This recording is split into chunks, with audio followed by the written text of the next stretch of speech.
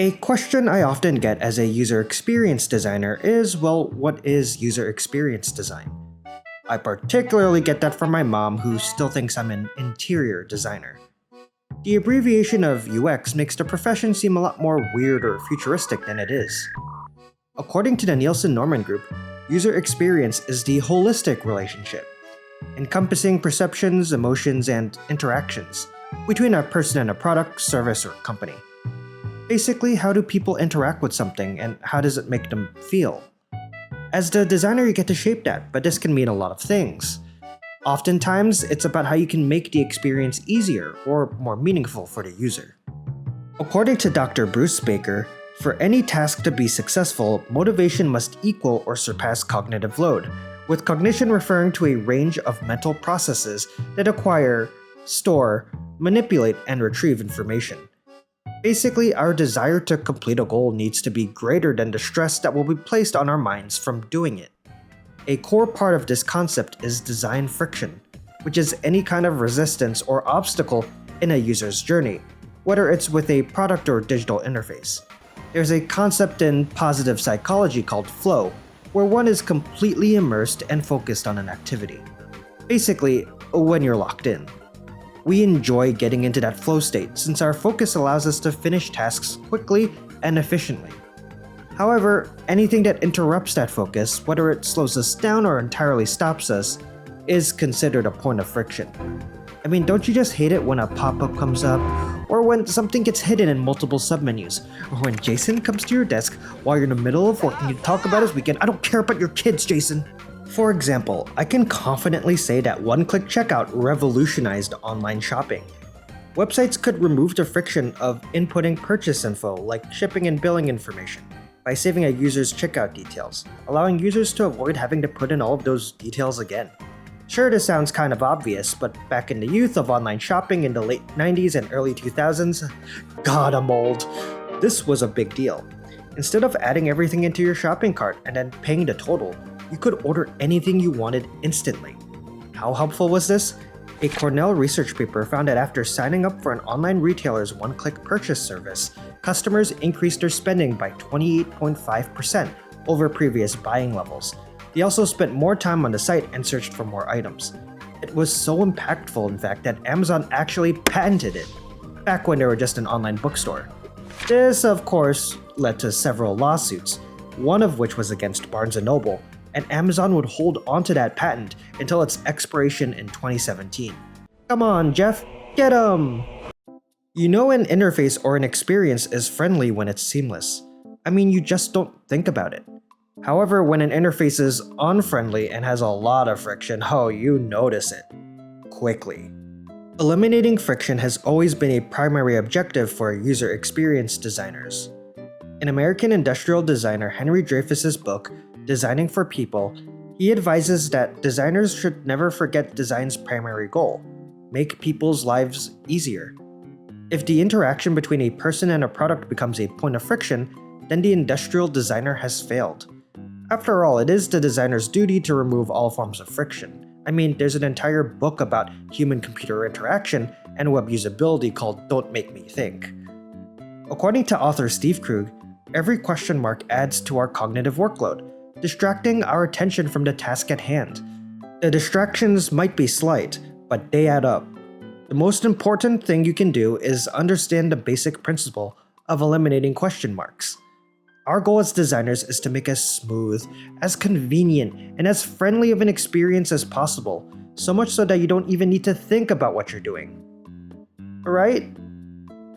Well, to a lot of designers, myself included, friction gets a bad rap. Friction is resistance, sure, but sometimes you need a little bit of resistance in your life. Ways that friction could actually benefit you include providing you with warnings or additional context, reinforcing existing information, and nudging you in the right direction. Think like a speed bump that makes someone drive slower, or writing notes down with pencil to remember that information better, or listening to every airplane safety demonstration so you can recall that information quicker. When it comes to apps or websites, additional steps help to ensure security. Two-factor authentication can be seen as an obstacle that aims to help you, in this case protecting your account from malicious third parties by requiring another device to confirm your login. They can also protect you from, well, yourself. For example, let's say you're working on a big presentation to give your boss by the end of the day. You spend all day working on it, knowing you have some team members that will rely on it too. You have all of your pictures in place and all of the text in the appropriate places. It's finally done. You breathe a sigh of relief and close the slides to get a snack. Wait, why did you close it? Did you save? No, this can't be. You were in such a flow state you instinctively just pressed buttons. No pop-up, no nothing to stop you. All of those hours of work wasted. Has this ever been your greatest fear? Ever needed someone to ask you, "Are you sure about that?" You never want to suddenly lose all of your progress accidentally on a misclick. There was a misinput. Calm down! You calm down! There was a misinput! That's where a bit of friction comes in handy. Big pop-ups asking, are you sure you want to do that? Or really bright colors are distractions that take you out of your flow state and make you think a bit, maybe even allowing you to reconsider your decision. Or in the case of Amazon's Alexa, preventing your child from ordering something without your knowledge.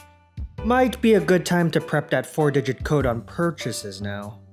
But Mr. Lizard, you say, surely you're overreacting. The majority of people think before they act, right?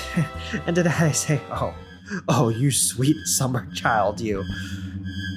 Maybe there should be a pop-up that warns you right before you post on social media. I feel like that would probably prevent a lot of issues.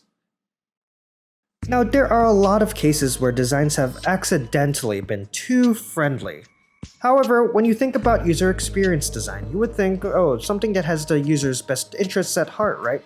And of course, I would say the grand majority of UX designers and researchers are trying to help and improve the lives of their users. But what if I told you that not everyone aims to do so? That there are certain entities trying to shape your user journey to benefit their own goals at your detriment. That fooling and misleading you is actually their primary objective. And the removal of friction, well, that's just another tool in their toolbox. I'm talking about dark patterns, also known as deceptive patterns. These are user interfaces that have been crafted to trick users into doing certain things. There are big and flashy buttons which say, hey, click me, I totally don't have a virus. Or timers that instill fake urgency, like, this deal is going to expire soon, you definitely don't want to miss out on this. Or confirm shaming, aka pop-ups or buttons with text that aim to make you feel bad. As a former Genshin Impact addict, Sad Amber nearly made me think twice about uninstalling. I'm sorry Amber, but I need to go to grad school, I can't do dailies anymore. Some dark patterns aren't just scummy, however, some are also illegal, particularly in the US and EU. For example, the California Consumer Privacy Act, or CCPA, specifically defines and tackles dark patterns, requiring businesses to make it easy for consumers to make decisions, such as opting out of the sale of their personal information, and preventing them from using confusing language like double negatives to mislead the consumer. The FTC also tried to roll out a click-to-cancel rule in 2024, which would require businesses to make the process of canceling a service just as easy as the process of signing up for that same service. However, this was voided by a federal appeals court in July of 2025. The addition and removal of friction is present in multiple types of dark patterns, but there's one type where I think it particularly shines: the roach motel. Based on the Roach Motel brand of cockroach traps, basically you use food bait to lure a roach in, but then there's some adhesive which traps the bug and prevents it from leaving. Similarly, some websites or apps provide an easy and frictionless way to perform an action or buy a service, but make it difficult to opt out. Think about the various services you use. Have you ever noticed how easy it is to spend money in some apps? Maybe a little too easy? But the moment you try to cancel or uninstall, the process becomes significantly harder. Like the unsubscribe button becomes harder to find, and getting to the next step feels like a convoluted maze that only the most seasoned Resident Evil protagonist can solve. Sometimes it's not your mind playing tricks on you. You can particularly see this with subscription services, which bank on users forgetting or not bothering to cancel their subscriptions to make money. But when you try to cancel, it's a friggin' nightmare to even get the process started, sorta like canceling your gym membership. You do realize you won't have access to our new full-service Swedish spa.